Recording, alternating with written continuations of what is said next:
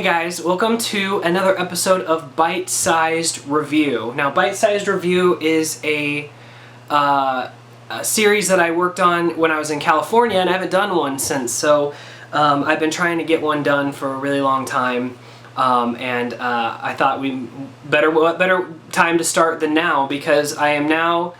I have a little bit higher quality. The quality is only going to get better as time goes on. I have external mics and stuff I'm going to start using. But I'm back to using the Canon again. I've had ways to edit again. I have my intro back, as you just saw. So it's really exciting, and I thought this would be a really good time to do another one of these. So this was kind of off the cuff. But the reason it was kind of off the cuff is because I've been catching up on the DC animated movies.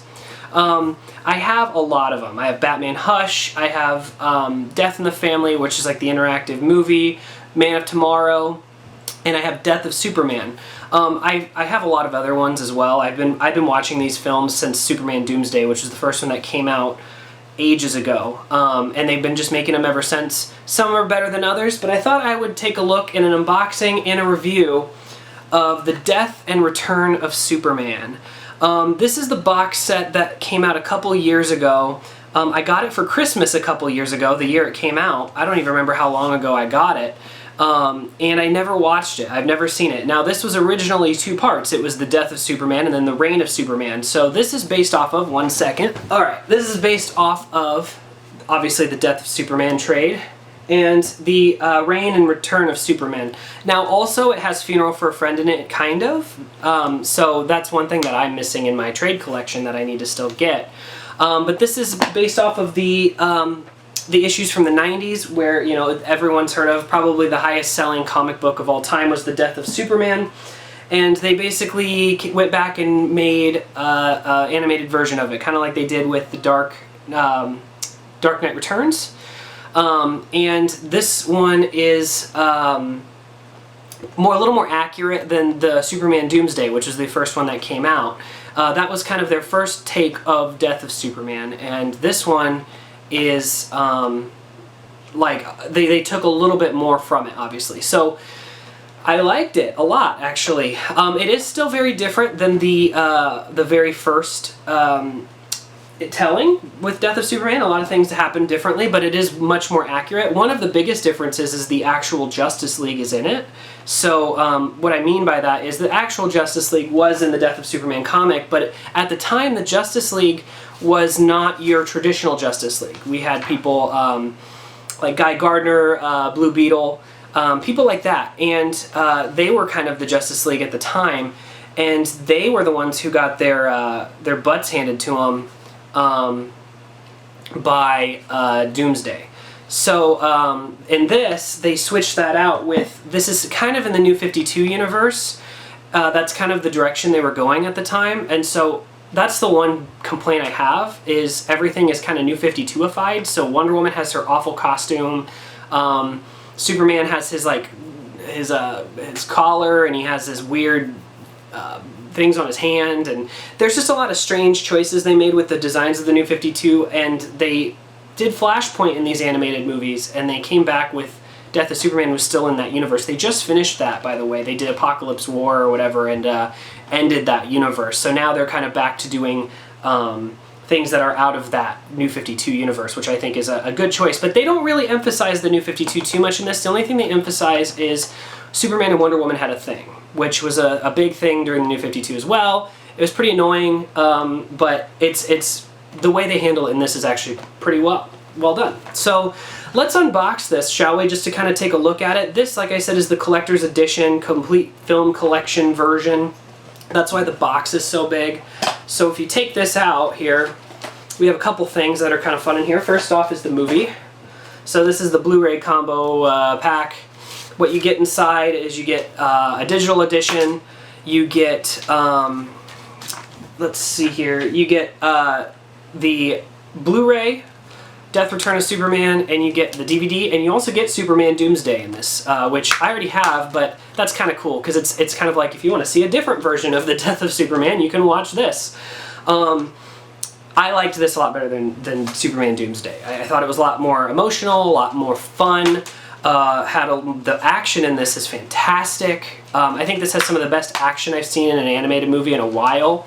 And I love how you can get this version that's just the whole story. It's a full movie instead of watching it in 2 parts. Kind of like they did with the Batman Dark Knight Returns. They had 2 separate, they had part 1 and part 2. This, they did the same thing where they combined them. So I do have the full version of Dark Knight Returns as well.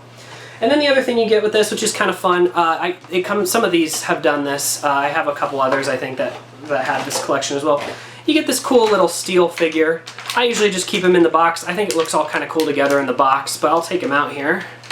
He just kind of pops out. Let's see. So there you go right there. Sorry, it's a little out of focus. Yeah, so you get this cool little steel kind of statue. He doesn't really move. I don't think he's even posable. Yeah, he's not. But he's actually like high quality. He feels very, like, he doesn't feel cheap. So that's pretty cool. Steel was a big part of Superman's story during this time. He was created around this time, and they haven't really utilized him as much anymore. They tried to make him, they brought him back a little bit in New 52, and he had a weird costume and he didn't quite take off, and now he's kind of left on the back burner, which is sad because Steel is a fantastic character and he's really fun to watch. The one thing I was really surprised about with this movie is I didn't think they were going to go for the mullet Superman, and they don't really give him a mullet, but they give him long hair, and when he comes back and returns. And I'm going to talk about a couple spoilers now, so if you haven't seen this and you do want to watch it, feel free. My review is I think it's great. I think you should try to find the collection with all of the movies in one, because I think it's fun as one big movie, but I really liked it. Now, on to spoilers. The one big change they made with this is they made Darkseid kind of the puppet master through this whole thing. He's the one who created Doomsday and brought Doomsday to Earth. He's the one who made Hank Henshaw Cyborg Superman, who's the villain of this story. And that is all a little different than it was in the original story. It's a little more convoluted the way they did it in the comic back in the 90s. However, I thought it was a cool touch because I love Darkseid. I never feel like he's overused as much as some people do. I don't think he's as much like Joker as some people think. And so yeah, I thought that change was kind of cool, and to have him kind of be the puppet master, but he also, you don't see him, he doesn't fight Superman or anything.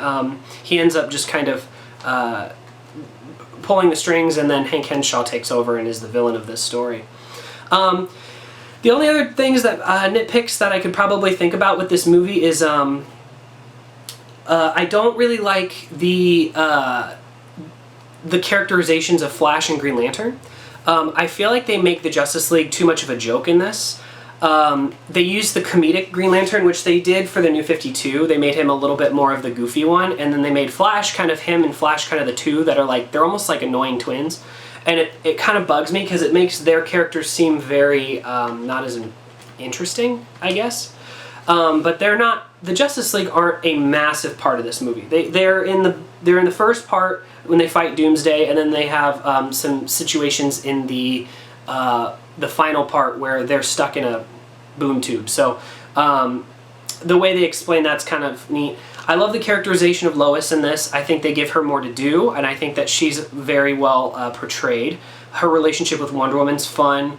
And then also just Superman. The way that they portray Superman in this is very on point. Not really unexpected, because they seem to really have Superman down to a science with these animated movies, I would say. So yeah, Death and Return of Superman. If you haven't watched any of these animated movies in a while, pick this one up. This one might be good for you. I would say maybe the beginning's a little bit slow because they're trying to establish Superman's, or Clark and Lois's relationship and things like that, which for some people I think they'll think is kind of boring, but I don't. But this is a good one to kind of jump back into. There's been a couple, Batman and Son and Batman Bad Blood, things like, there's been a lot of New 52 Batman animated movies that they've had in this universe that I think have kind of lost some of the quality, but they seem to have kind of found their footing again, and I'm excited to continue looking into into these. The next one I'm going to watch is Superman Man of Tomorrow, which is one of the more recent ones, and I'm super excited for that because I love the animation style of it, and it's more Superman. So yeah, guys, I think that's going to do it.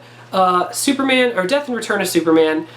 You can either, it's on HBO Max in 2 parts as Death of Superman and Reign of Superman, or it's in a combined state of Death and Return of Superman.